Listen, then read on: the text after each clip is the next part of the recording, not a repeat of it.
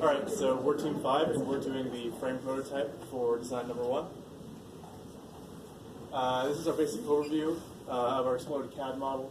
Our basic idea is to make something that's really simple and modular. It's using all industry standard parts, so we don't have to machine a bunch of stuff, so it's easy to replace. This is all just going to be using square perforated tubing, which is something that's super common, and it's going to be really easy to maintain. If one piece breaks, you can then just swap another one in and out. And because it's all just a frame, it doesn't have anything moving, it's all going to be fairly simple, so it won't have anything that's going to break likely. And then it's also very modular, which means that if you wanted to make a leg higher rather than like everything all moving, all connected, you can shift everything independently, you can add extra stuff, take away things that you don't need. It's all a very simple system that can be done on these rails with these holes, so everything just bolts together, and then just, if you want to take it apart, unbolt it, move things around, change everything around. Super, super simple. So this is our cardboard prototype, and one of the big things we wanted to show is the fact that the legs can telescope up and down, so if you have someone who's shorter or taller, they can easily operate it, and then also you could shrink it down for some storage. And then crossbars up here, as you can see, everything's just going to be bolted together. So these can be adjusted for different size jaw crushers, or the jaw crusher needs to be expanded for a bigger rock.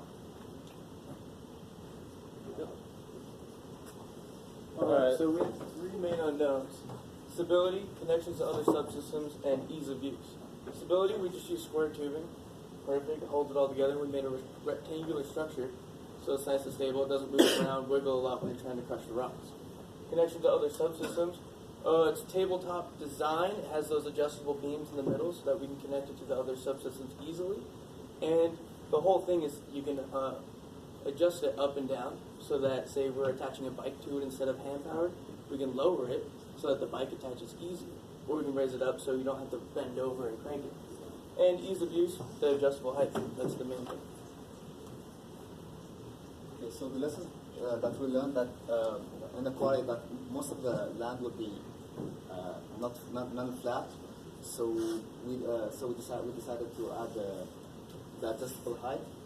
The crushing, we can mitigate it but with additional supports that we can add later on, and the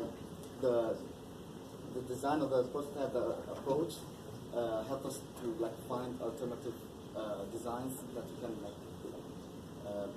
maintain or go through and pick, and the simplification of the design as a whole with beams and adjustable beams prevents us from using complicated functionalities on the operators.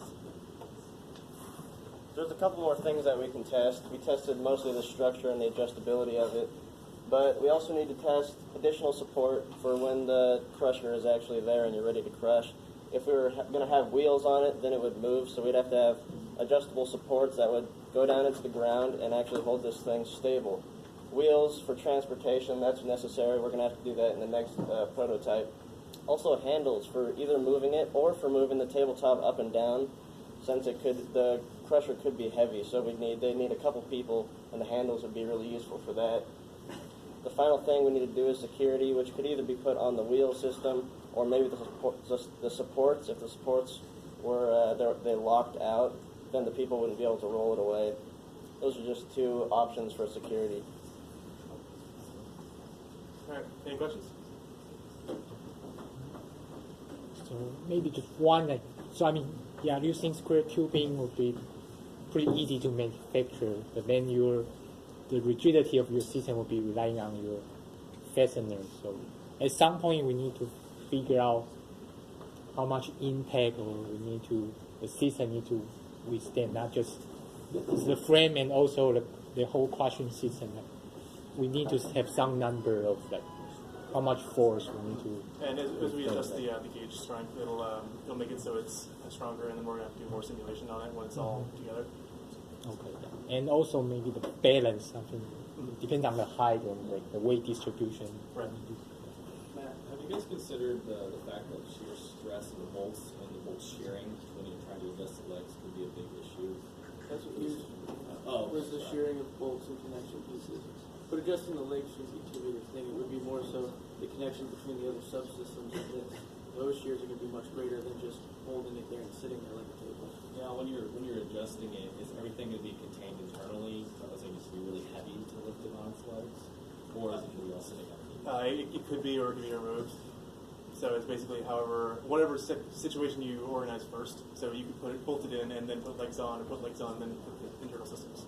Like I said, it's really easy. So basically, it's up to them how they want to put it together. Everything you just have to plug and play. Cool. Nice and easy. Any other questions? Thank you.